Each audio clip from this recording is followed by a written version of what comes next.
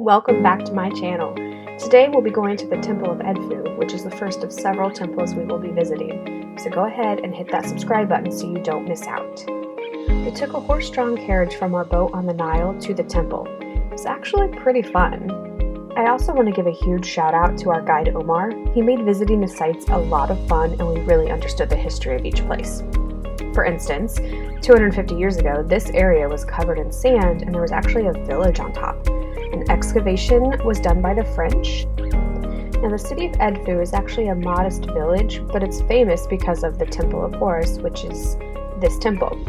Edfu means the city of killing, which is because there was a war about 140 years long between the god Horus and his uncle Seth. Horus killed his uncle, and then the temple was built in honor of that. Now, this temple was actually built when the Greeks were in control of Egypt. And the Greeks actually had a massive influence over Egypt, and they were in control for around 300 years until the Romans took over. It was 332 BC when Alexander the Great arrived in Egypt and took over. Now, he told the Egyptians that he was also Egyptian, and it was his right to be the pharaoh. So they believed him, and that's basically how he gained control. He told them he wanted to build lots of temples for their gods, and they believed him. When Alexander the Great died, his friend Ptolemy said the same thing to the Egyptians. And then to Alexander's other friends, knowing that they all wanted to fight over the land that Alexander had conquered, he said, "Hey, I just want Egypt and Syria. You guys can fight over the rest of the land." And they agreed. That was super smart of him though, because it gave him control over the Nile and their biggest export, which was wheat. So he basically had control of all of the transportation and access to food. So he was a really smart guy. To the left of the temple, there is the Divine Birth House, which is where we are right now. So this is also called a mamizi, and basically what it is to legitimize the king. The scenes inside here show the king drinking milk from Isis in order to become the king. When kings and queens are alive, they are Horus on earth, and after their death, they are his father, Osiris. Now, if you look really closely, you can see a lot of these images look like they have big gouges in them, all these scratches. Those are actually from the early Christians. They were trying to send a message. They didn't destroy all of the images, just some of them. But basically, they didn't want people to believe in all these different gods, so they started destroying some of the images to send their message.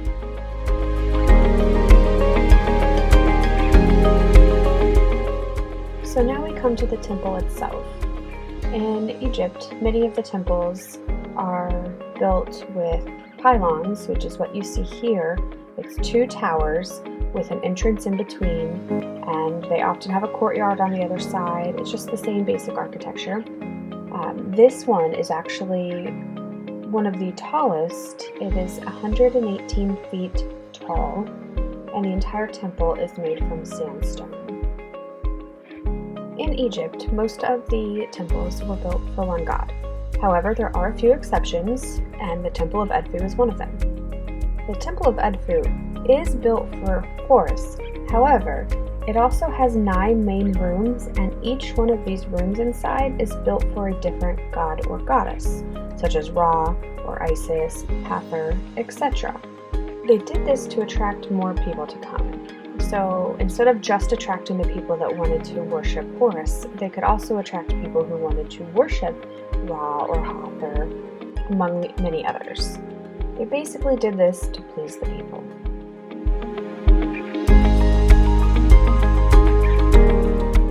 We've now entered the courtyard of the temple, and a little bit of history on temples. They're actually built from the inside out, so everything you see when you first walk in is actually the newest that has been built, and that is how the temples were able to grow and expand over time. Everything that is inside is actually the first part of it being built. I find that a little interesting. Now here I just wanted to show you these columns so that you could see the intricate detail that went into them. And also, as we pan down a little bit, you can see people standing next to it, so you can see the sheer size of them. Something else I learned was that temples also had schools and hospitals in them.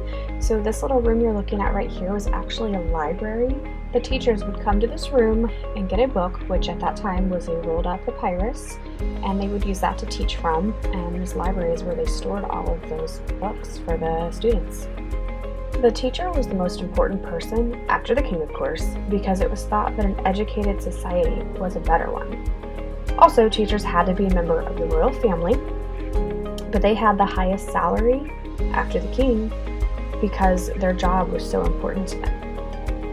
If you look closely, you can see that the ceiling is black in this temple, and that is unusual. The other temples don't have black ceilings. So there's a couple theories on this. The first one is simply they had cook fires in there, they needed to cook food, this would turn the ceiling black. But the other theory is that, keep in mind, at this time the Greeks were still in control of Egypt, and so they were oftentimes mixing their traditions. So the Egyptians probably started to use some of the Greek materials to paint the temple, and Greek materials weren't made for the heat in Egypt. So there's a theory saying that whatever they used to paint the temple with couldn't withstand the heat, and so it turned black. Okay, so I have just thrown a ton of information at you, so I'm going to let you enjoy this. But first, go ahead and hit that like button, and don't forget to subscribe for my next Egyptian videos because I have quite a few more coming.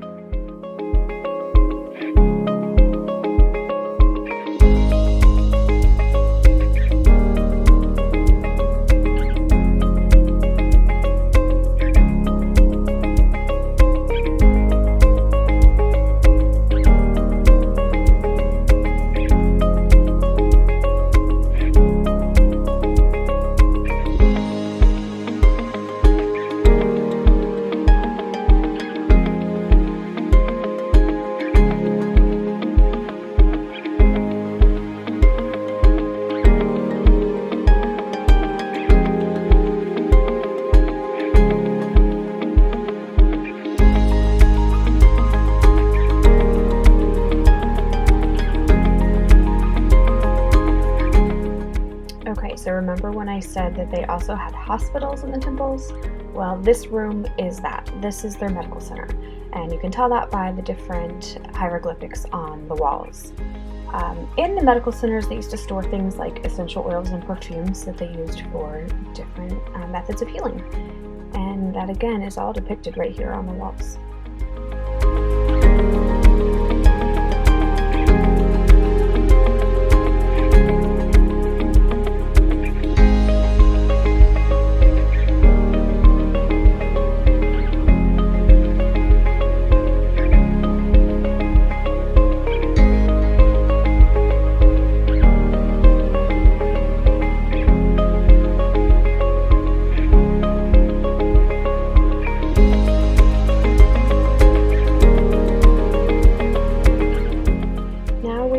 Sanctuary, which is the middle of the temple, and what you're looking at is actually a replica of a wooden boat made by the French, and it would have been used to carry a golden statue of Hathor during all the festivals.